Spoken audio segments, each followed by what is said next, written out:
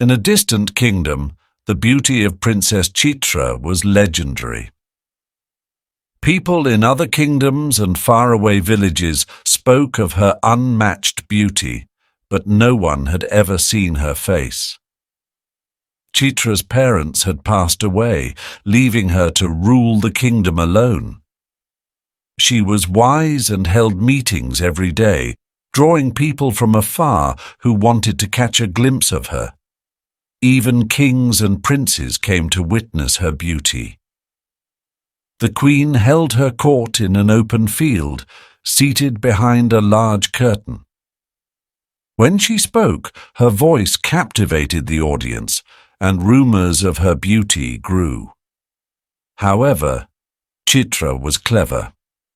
To protect her kingdom from invasion and herself from being kidnapped, she declared that any man who wished to marry her must first see her in her private chamber, alone and unarmed.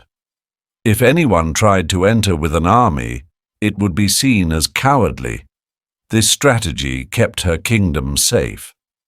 The queen's private quarters were heavily guarded, and no one had ever managed to reach her. Many had tried, but they lost their lives in the attempt. The maze-like structure leading to her room was like a beehive, and no one could discover the exact location of her bedroom. Over time, Chitra's beauty became something of an illusion that people sacrificed their lives for, but never saw. In the same kingdom lived a young man named Saras. Simple but intelligent, Saras was troubled by the senseless loss of lives over an unseen queen. He often told people it was foolish to obsess over someone they had never seen, but few understood. When one of his friends lost his life attempting to see the queen, Saras decided he had to put an end to this tragedy. The next morning, after the queen's court session, Saras approached the chief guard, expressing his desire to serve the queen. The chief guard doubted his abilities for combat, but Saras assured him he was willing to help in any way. He joined the group responsible for preparing food and water for the guards. For 6 months, Saras served diligently. Every night, people continued to try to see the queen and lost their lives. Then one night, around 2 in the morning, Saras made kheer and distributed it to the guards. When some hesitated, he reassured them that nobody would dare attempt to see the queen on such a bright, moonlit night. The guards, relaxed by his words, ate the kheer, unaware it was laced with a mild sedative. As the guards fell unconscious, Saras quietly began his search for the queen's room. Despite his months of service, he had no idea where her quarters were located due to the palace's complex layout. Time was running out, and he feared the guards might awaken soon. Then he noticed a stairway leading to the basement and cautiously made his way down. At the end of the corridor, he found 2 more guards. Thinking quickly, he struck his head against the wall, making it bleed, and staggered toward them.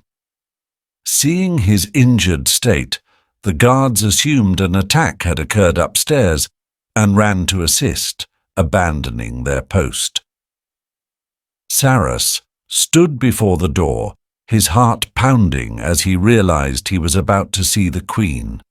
He pushed the door, only to find it locked. Just when he thought his plan would fail, he noticed a key on the floor, likely dropped by one of the guards. He quickly unlocked the door, slipped inside, and locked it again.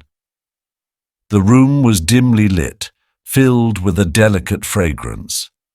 As he approached the queen's bed, his footsteps stirred her from sleep. Startled, the queen covered her face, asking who was there in a trembling voice. Saras replied, I may be an ordinary man, but perhaps I won't be once I've seen you." With hesitation, the queen removed her veil, stepping into the light.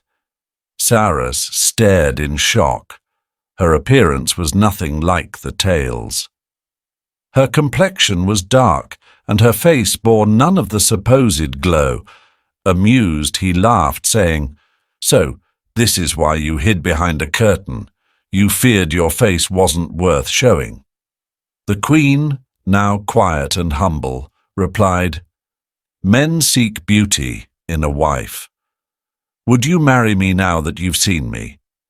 I had to create this illusion to keep my kingdom safe. If I were just a plain woman, how long could I have held power?"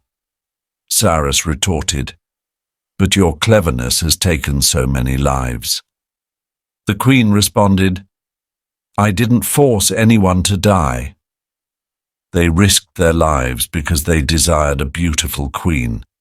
Had they known my true appearance, would they have tried?" The queen offered him a proposal: marry her and preserve her illusion. But as she spoke, Cyrus thought for a moment. Then he pulled a cloth from his bag and covered her face, causing her to faint. He took her to his home and tied her up before slipping back into the palace. When the guards woke, Cyrus claimed someone had drugged the kyr, causing them all to lose consciousness.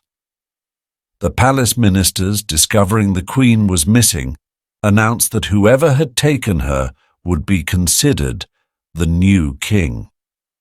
Back home, Cyrus brought food to the queen. She threatened him, saying he wouldn't survive for capturing her. Cyrus replied, "You're my wife now. This is your atonement."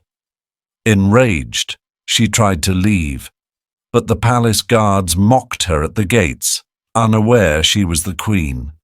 Defeated, she returned to Cyrus.